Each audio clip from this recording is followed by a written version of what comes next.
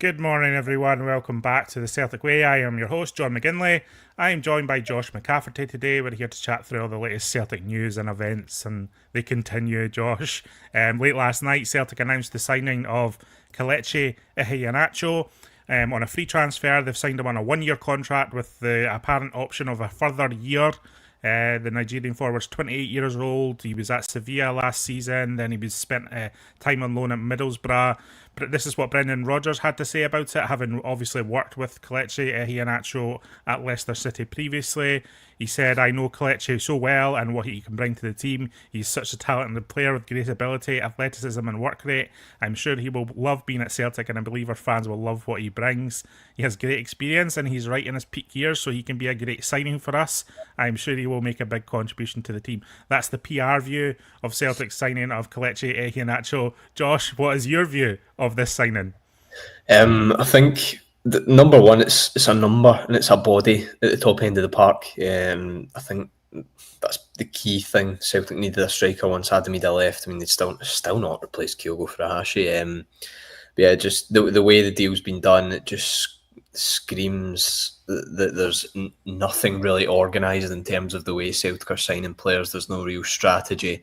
It just doesn't look great at all. And I actually feel sorry for Kelechi Iheanacho and Sebastian Tenecki in a way that their signings have been masked by this real cloud of negativity. You know, you look at the announcements for their signings on social media and there's just constant abuse in the comments, and that's no slight on the players. You know, the players will be fully backed when they come to Celtic. But in terms of Iheanacho himself, I think a lot of people forget he's still only 28 years of age. The big thing for him will be his fitness and his sharpness, and whether he can contribute immediately, because Celtic do really need him to contribute immediately, let's be honest. The good thing is Celtic aren't playing until a week on Sunday. He's got time to kind of build it up. But on the signing as a whole, it's another Brendan Rodgers phone book, isn't it? And you're just hoping his comments come true at the end of the day, but it does not look great on the club at all. The transfer window was essentially shut for over 24 hours before they announced this signing. They eventually get it over the line. But if Kelechi Iheanacho, he clearly wasn't, but if he was a player Brendan Rodgers wanted to bring to the club early in the summer, I'm sure a deal could have been done, because he clearly wasn't in Sevilla's plans. So yeah, it just screams a last minute Brendan Rodgers phone call. As we know, we like to cheat everything in good faith. And listen, for me, it's always about what a player does in a Celtic shirt. But, you know, I think the profile of this signing, there's real red flags for me. And I know Brendan Rodgers talking up his peak years, etc., and he is only 28, but having seen what he's been offering over the last year or so, he looks far below his peak from his years in the Premier League, and that's been kind, maybe even. He played 15 times for Middlesbrough last season. He only scored a single goal, and this for me isn't the profile of player to come in and strengthen Celtic. I think it barely replaces Adamida. Never mind what Celtic need beyond that. We know the issues around that. It seems he's been signed in time for the European deadline, Josh, but I guess that's not confirmed until UEFA upload their squads. I believe that obviously the UEFA deadline was 11 o'clock last night, and Celtic announced it just after 11 o'clock, so you would hope that that's all been lined up. It's in the statement, it does say subject to international clearance, and I'm pretty sure that to be registered for the UEFA squad, you need to have full registration completed with SFA, so I guess that is pending, and we'll find out whether he is in this European squad, which we're expecting to be uploaded to the UEFA website later today, or perhaps even tomorrow. Yeah, if he isn't in the UEFA squad for the Europa League, it's a disaster, really. In my opinion, it's not good enough that they've. If we obviously don't know yet, but if they've not managed to, if they've not managed to sign a striker in time that he can be registered to play in the Europa League, it's just not good enough. I mean, one thing I would say about Iheanacho, in fairness, is that I'm not sure. I don't know if Brendan Rodgers would be bringing this player to Celtic if he knew he was just going to lounge around, be lazy, come up for a last wage in his career. I think Brendan Rodgers would think he has something to offer, and obviously he knows the player.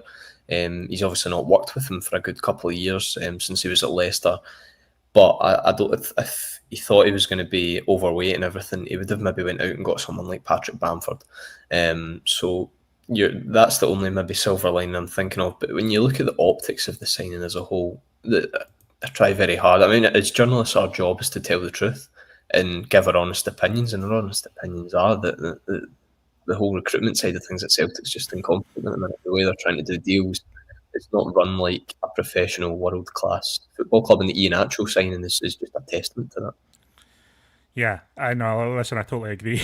I mean, I've been quite annoyed by the way the last few days of the window transpired, and I have to be honest. And again, we'll see what this guy's all about and whether he can make an impact. But I'm looking, and I don't think it's ideal for Celtic to move forward with Johnny Kenny and Shin Yamada, but I'm looking, Celtic have just signed Shin Yamada on a long term contract. What does it say to him if Iheanacho, who's on a downward curve in his career, comes into the club and starts getting games ahead of him? That's my fear. I fear that it's almost demoralising to an extent. Far from being the spark that this squad needs and this team needs, it could actually have the opposite effect. That's my worry. Obviously, that's just an anxiety that I have rather than any tangible evidence that that is happening. But I can't deny that that is going through my head at the moment. You mentioned the fan feeling at the moment, and we know that that's pretty intense. And as like you, I felt sorry for Tenecte. To an extent, I feel sorry for Iheanacho because it's not these guys' fault that Celtic are signing them in the circumstances they're signing them in, and this backdrop of bad feeling and transfer in action that's been going on all summer. Um, to underline that, I think we're starting to see some fan groups now kind of show their voice and tell the club that they're not happy with what they're seeing too. There was a statement last night from the affiliation of Celtic supporters clubs that I'm just going to read out. It said the affiliation of Celtic supporters clubs wishes to express growing concern over the club's current trajectory and apparent lack of ambition, particularly the failure to strengthen the squad ahead of this season's crucial UEFA Champions League qualifiers, despite robust financial results. This concern has been echoed not only by supporters, but also by manager Brendan Rodgers and club captain Callum McGregor. The recurring failure to adequately prepare for key European fixtures has become a troubling pattern, raising serious questions about the club's strategy, planning, and competitive priorities. The affiliation of Celtic supporters clubs calls on CEO Michael Nicholson to provide a clear and direct explanation to supporters and shareholders, outlining the club's long-term vision, its commitment to genuine football ambition, and the rationale behind the lack of visible progress in this summer's transfer window. At a time when decisive leadership is needed, continued silence only deepens frustration. Celtic support demands transparency, accountability, and a plan that reflects both the aspirations of our fan base and the full potential of Celtic Football Club. These concerns have been further compounded by the disarray witnessed on the final evening of the transfer window. And I think that sums up the strength of feeling across the board. And I actually think that's a pretty all-encompassing summary of the situation at Celtic at the moment. In my opinion, that's a pretty strong statement and covers a lot of basis, but it's also measured and it's not doing things, Josh, like calling for Michael Nicholson to be sacked, etc., which I think would fall on deaf ears. It's going for a pretty baseline objective of trying to get Michael Nicholson to actually take some responsibility and speak up on this in some capacity. Yeah, if I'm being honest, I'd not actually read the statement before I come on. I'd seen it floating about on social media, but when I read it and listen to you reading it out for the first time there, it's actually pretty bang on, isn't it? It's a really good statement. Like you say, it's not too forward in the sense that it's calling for sack the board and things like that, but it's just stating facts, to be honest. That's all it's really doing, isn't it? It's stating facts and it's asking for a bit of communication from the higher ups at the club, and that's something the Celtic support are starved of from people like Michael Nicholson and Dermot Desmond and these guys. I mean, even Director of Football Paul Tisdale, we've not heard anything publicly really from him since he's came to the club. I mean, you don't like to look across the city sometimes in terms of comparing the clubs, but in every signing Rangers have made this summer, in the signing announcement, you get comments from the head coach Russell Martin, and you get comments from the sporting director Kevin Thelwell. And that shows that there is a clear link, there is a clear strategy to what they're doing in terms of the transfer market. And it's just a little thing. But when every signing Celtic have made this summer, there has been nothing in the official announcements between Paul Tisdale and Brendan Rodgers. No. There's been Brendan Rodgers comments, but there's been nothing from Paul Tisdale. So I don't know what he's really doing. I think the difference there is that Kevin Thelwell, I think he's got executive power of a degree at Rangers to conclude these deals and give authority that these deals are concluded, whereas Paul Tisdale doesn't have that authority, as Yeah. we know, and isn't trusted to have that authority. He's more of a go-between, and I believe Paul Tisdale does have dealings with the board, but it's mostly about organising the scouting and identification of talent, and it's a different thing. And again, we've discussed previously about the value of what a sporting director could bring to Celtic, and I think it's needed. I think it's needed at this point. Brendan Rodgers has actually talked about it in the past, and when you're scrambling about signing a Iheanacho a day after the transfer window shuts, you cannot say that Celtic's recruitment is functioning well, and this is the root of the issue here. And yeah, we're talking about European squad there. By my reckoning, Josh, Celtic have 29 senior first team players at the moment. Colby Donovan is another, but Colby Donovan would go onto UEFA's B list. In terms of UEFA squad, Celtic only have 7 homegrown players at the moment, and so the UEFA squad is going to have to be 24 players, not 25. So there's going to be 4 or 5 players that are getting cut from this group, and there's players like Paolo Bernardo, Austin Trusty that look on the bubble at the moment in terms of not being included in a European squad, Yang even perhaps. So we're kind of moving forward here. Jota, and I think obviously won't be included. He's included in that 29 number I'm talking about, but he won't be included in the European squad. Alistair Johnson's injured, as we know, so we'll wait to see if he's included, but it underlines that 2 or 3 players might not be available for Europe here, and again, that just, for me, feeds into this kind of morale issue within the Celtic squad. Callum McGregor talked before the deadline shut that Celtic needed players, and so for the captain to be publicly undermined as well, I don't think is a good look for these players. Yeah, the whole transfer window isn't a good look. I mean, on the UEFA squad point and the number of players Celtic are going to have to leave out. I mean, like you say, a first team squad of 29, when you field 11 players on the pitch every week and you have about 7 or 8 substitutes, that says you've got 10 extra players than you should have. And that tells you that your squad is bloated. And it shows, if your squad is bloated like that you have a severe lack of planning in the transfer market and you're stockpiling players in positions. For example, I mean, they now have Kelechi Iheanacho, Shin Yamada, Johnny Kenny, and arguably Daisen Maeda as striker options, and 2 of them the manager doesn't really seem to fancy as being European level, and Shin Yamada and Johnny Kenny. There's just a severe lack of strategy. It all goes back to this whole transfer market thing and how Celtic aren't competent in it at the minute anyway. But the UEFA squad, I mean, yeah, like you say, some big names are probably going to lose out.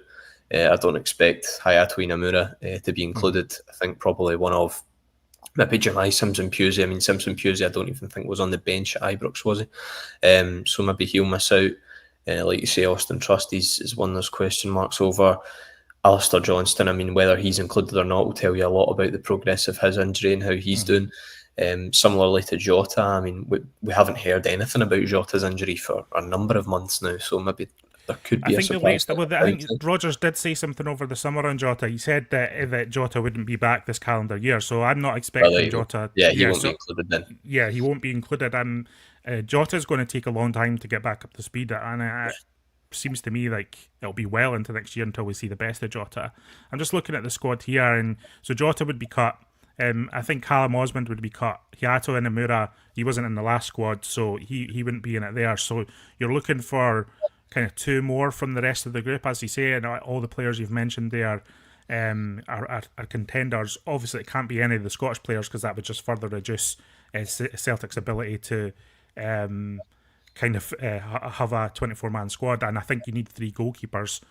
So yeah, you are looking at players like Paolo Bernardo, Simpson Pusey, Austin Trusty. There's Yang. These are players I think who are all in the bubble in terms of not being included in the European squad, especially if Johnston is included. And that's the state of play. And as we said, we're expecting word from UEFA on what that squad is later today or tomorrow. And I think there'll be a lot of discussion about who is and isn't in that European squad, Josh, considering some of these players that we're talking about, particularly Bernardo and Trusty, signed last year for decent amounts of money, and then suddenly 12 months later they're not in a European squad. Yeah, it wouldn't be a very good look. I mean, Paolo Bernardo, I think, started the majority of the Champions League games in Brendan Rodgers' first season back at the club, and then to go from that to not even being included in a European squad within 2 years, and it's not as if he's injured. It's not really a good look on what Brendan Rodgers thinks of his development. I think other people maybe have opinions. I've seen a lot of people calling for Bernardo to get runs in the team, etc. Austin Trusty, yeah, again, if he weren't to be included, it's all if buts and maybes at the minute. But a £6 million signing from last summer to come in and then not even be included in the European squad a year later. I'm not sure in terms of centre halves. I mean, you've got Dane Murray, you've got Cameron Carter-Vickers, Liam Scales, so that's 3, and then Austin Trusty would make it 4. So Jemai Simpson-Pusey, I don't think he definitely probably won't be included in the squad. Simpson-Pusey. That's interesting though, because I remember when he was announced, Brendan Rodgers said we're Yeah. looking forward to working with Simpson-Pusey at home and abroad. That was in the PR Yeah, that's announcement true. statement, and then that's like, but it just leads into question like, what is the strategy here? What are the plans for all of these players, short term and long term? Obviously, Celtic have no long term investment in Simpson-Pusey, but what is even the short term plan with this guy when he's? I mean, Brendan Rodgers said just before the international break there that we'll see the best of Simpson-Pusey after the international break, where he's had a bit more time to get used to things at Celtic. But we've not seen this guy yet at all, and I mean that just sums it up, does it not? Yeah, exactly. A severe lack of planning, strategy in terms of what they're doing. I don't think they even really know what they're doing. In terms of deals as well, I mean, I'm led to believe a lot of things in terms of when Celtic are dealing with other clubs, they go through Michael Nicholson, and you hear the murmurs and such of clubs of Michael Nicholson being a kind of frustrating guy to deal with in terms of the transfer business and how he's dealing with other clubs and things like that. So he's not even a football guy, is he? I mean, the majority of these clubs across the world, in terms of who's dealing with their transfer business and contacting other clubs, it's the director of football. It's people who have good experience in the transfer market in football. I don't think Michael Nicholson really has that experience, if I'm being honest. And to be leading that part of Celtic at such a crucial time, it's really not great, is it? I think supporters certainly want change, and listen, it's going to be difficult to achieve, but I think if it can be done, it just remains to be seen. The pressure surrounding these guys at the minute, like in terms of what fans are putting on them, I mean, perhaps rightly so, is huge. And if there's enough pressure, I mean, change can happen. That statement from the Association of Supporters Clubs is very strong, and I'm just very intrigued to see if Michael Nicholson or someone is going to speak out over these next few weeks. I think it's unavoidable that these people cannot really speak out, just given the increase in pressure on them. And I wouldn't be surprised if there's more statements to come from various different fan groups in the coming days. I would be very surprised if that is not the case. I think there will be similar statements going out from others along the same lines, and we'll see to the degree of how what they're actually calling for. I think it's important to keep it like kind of keep the expectations low in terms of actions from Celtic, but call for what you think is achievable and realistic in the short term. And again, the statement that was read out earlier, I think, does that, which I think is a good thing. I'm going to bring in some viewers' comments, because there is quite a lot here. Tom Kenyon saying, desperation here, but as Josh said, the team needed a main striker, and who knows, he might be decent, as the teams on his CV seem to indicate. I mean, there is that. I mean, he does have Premier League experience. He has worked with Brendan Rodgers before, but I can't shake how his career's panned out over the last 2 years.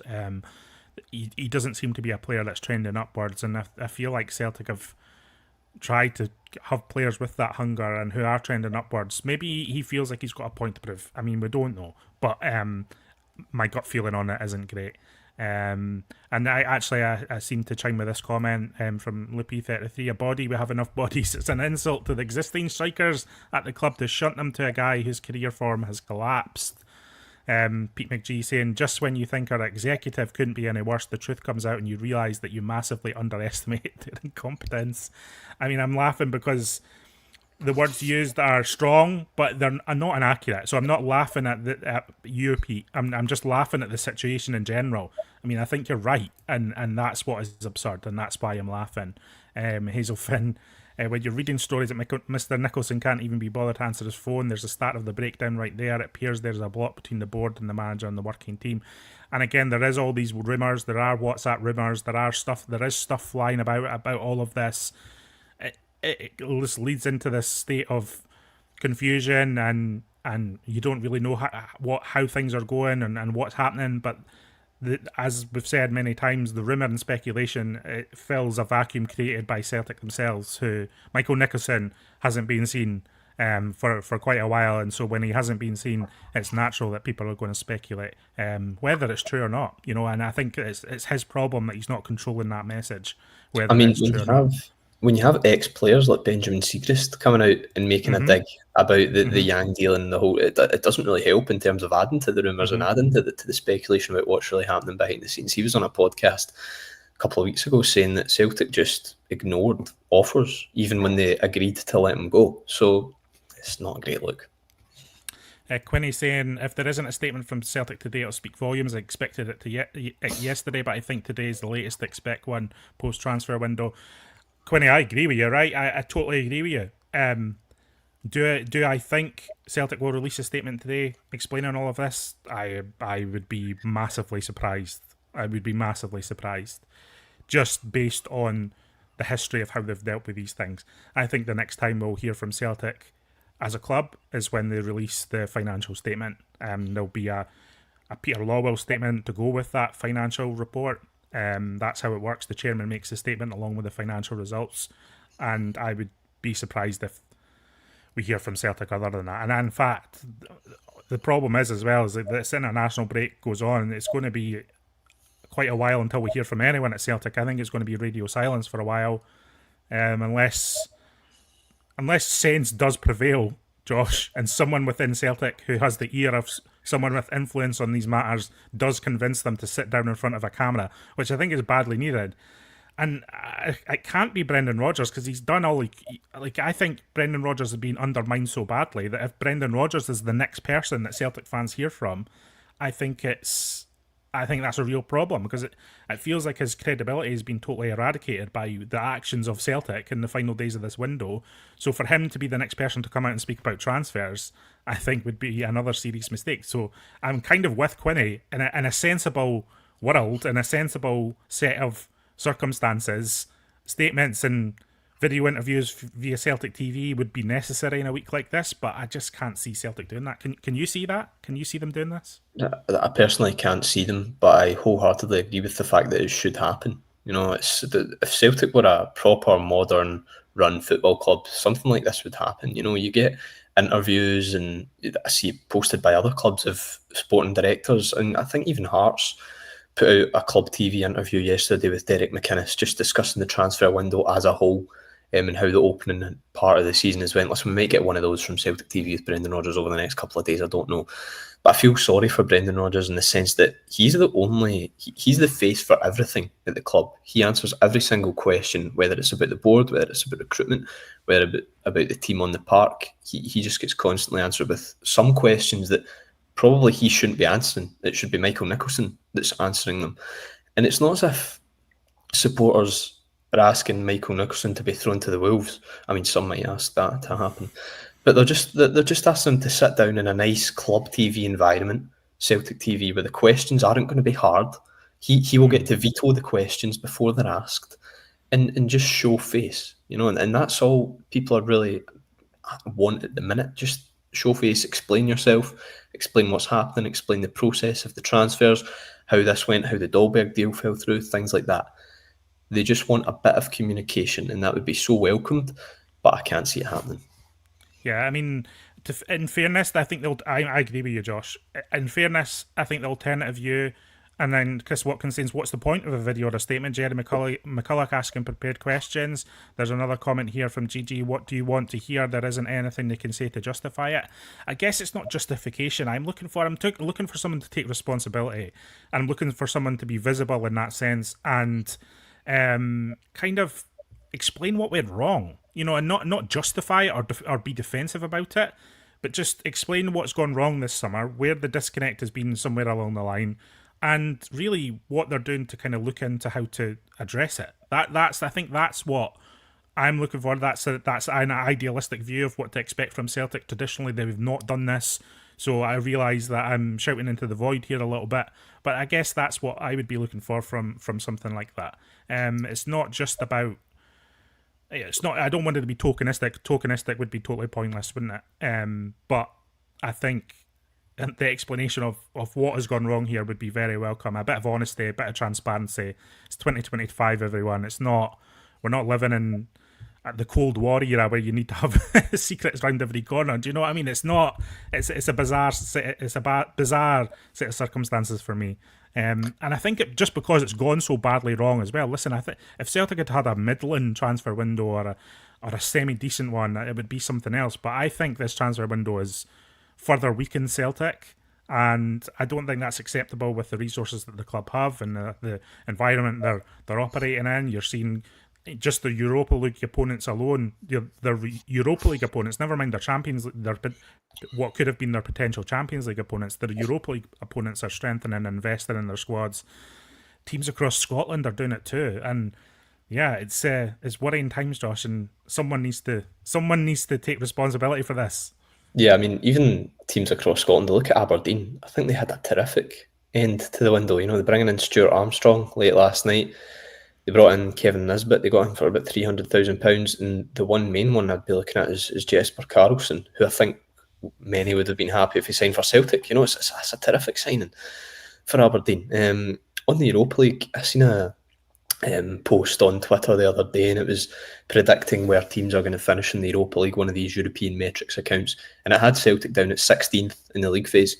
I think Celtic would be doing very well to get 16th in the league phase with the way things have gone at the minute. In terms of just if Michael Nicholson did a sit down as well as explaining what went wrong, you're wanting them to explain what's going to change going forward and how they're going to look to improve on this, because it's the second summer transfer window in a row at the end of it where the manager, Brendan Rodgers, has publicly said in a press conference, we need to have a review of how we deal with transfers. He said after the St Mirren game at the beginning of last season, and he said it in a press conference recently as well, towards the end of the transfer window. So put that, if Michael Nicholson ever does a press conference, I doubt he probably will. But if he did, that would be one of my main questions as a journalist. The manager has said 2 summers in a row that there needs to be a review of what's happening in the transfer market and how the club deal with that. Has there been this said review? What's changing? Because in terms of the deals they're actually doing and the business they're doing, it doesn't look like anything has changed at all. Adam Carey saying here, I think the biggest issue here is the fact the club are raising prices across the board. They then talk about how much money they have, and we just don't see a consistent reinvestment into the playing squad. Listen, I think this is very, very fair point. Cost is going up. You know, costs are increasing for supporters. Costs are increasing for the club too, but the turnover in recent years has been to an extent where they've just amassed a pile of cash that they don't seem to know what to do with. Someone needs to also explain at Celtic, what is this 60, 70 million pounds in the bank? What is it being used for? We hear it's for a rainy day. Listen, I think the rainy day's arrived, everyone. Like, there's no doubt in that. So what is now the plan? You can't just say we're keeping this money for a rainy day and then when that arrives, not tell us what you're going to do with it. I think, especially when Celtic fans are generating a vast amount of income for the club every single year. Celtic supporters put tens of millions of pounds into the club every single year. And yeah, that Kaiser asking how much do we have in the bank? And the last set of full financial results, Celtic had I think over £70 million in the bank. In the last interim results for the 6 month period, Celtic had around £64 million in the bank. But I'm expecting that to have increased by the end of the financial year ending 30th of June 2025, which are due to be released within a fortnight. Celtic released those accounts on the 16th of September last year, so they will be appearing at some point over the next month, and it'll be very interesting to see how the club spin the financial results in contrast to how people feel about Brendan Rodgers' squad, not least Brendan Rodgers. Yeah, definitely. I'll be very, very intrigued to see what happens. I'll be very intrigued to see, like you say, what the likes of Peter Lawwell and Michael Nicholson have to say about all this and what's happening. There's just a massive air of negativity surrounding Celtic at the minute. I mean, you wouldn't think they're 6, I mean, and rightly so, but you wouldn't think they're 6 points clear at the top league. I think a lot of people say those at the top of the club, the board and such, are happy to just be one step ahead of Rangers, and it would seem that is the case at the minute. You know, Celtic 6 points clear. I don't think many people would argue that they're in danger maybe of not winning the league. I think a lot of people would say Celtic are going to win the league this season. And I think that's what the people at the top of the club are happy with. As long as they're one step ahead of Rangers and they don't need to invest any of the money that's sitting there for a rainy day, because they'll probably argue that it's not a rainy day yet. They'll say that they're 6 points ahead of Rangers in the league. They're still, they could have a good chance of winning a treble this season. That will be their opinion. In the Champions League, they will argue it was probably a one-off or something stupid like that, even though it was the eighth campaign in a row in which Celtic have, or fifth campaign or whatever it is, they've failed to qualify for the Champions League. But they just want to stay ahead, slightly ahead of Rangers, it seems. And the club are there now, so they're not really going to do too much in terms of investing that money because they don't think the rainy day's here yet.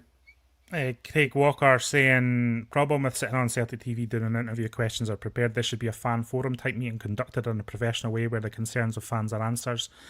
Yeah. Celtic's response to that would be, this isn't my response, Celtic's response to that would be is that they do hold regular fan forums, and you can apply for it. There is an application form on the Celtic website. The problem with this is they used to post the meeting minutes from these events, from these fan forums, and I think I just checked there because I wanted to make sure before I said this, but the last time they've uploaded these minutes was from a meeting on 4th of March 2024.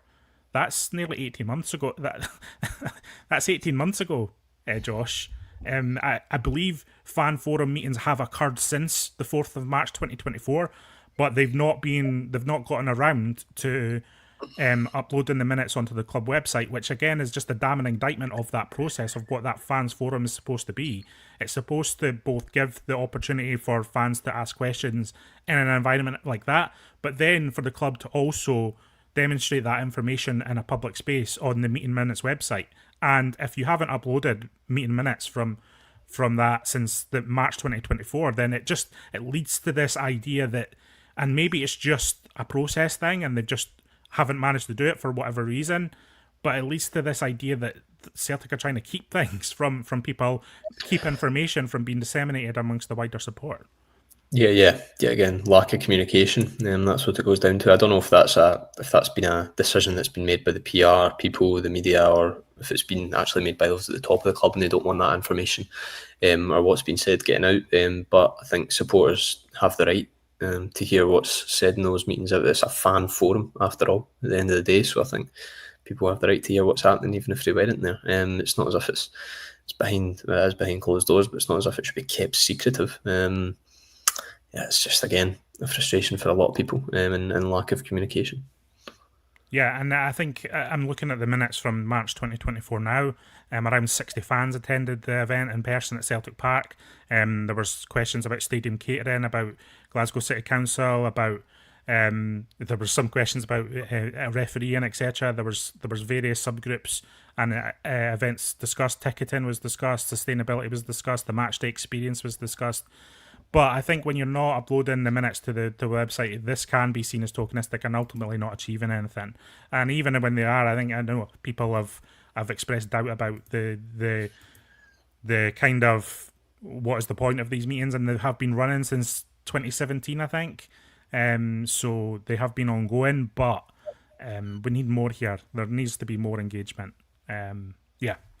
Josh, I think we'll leave it for there today. Thank you everyone for joining us in the live chat. Thank you for join us later. If you've not joined us live, let us know in the comments how you're feeling about everything at the moment. What's your thoughts on Iheanacho? Can he do a job at Celtic? Do you have optimism about this signing at all? I was pretty negative on it today, but I'm sure there are fans out there who think that maybe he can do a job for Celtic, so let us know if that is the case. Josh, I thank you for your time again. We'll be back with more. I've got the weekly podcast coming up with Hamish. That was recorded last night. We've got plenty in-depth stuff on that, more on all of this. So yes, thanks for joining us, and we'll see you again next time on the Celtic Way.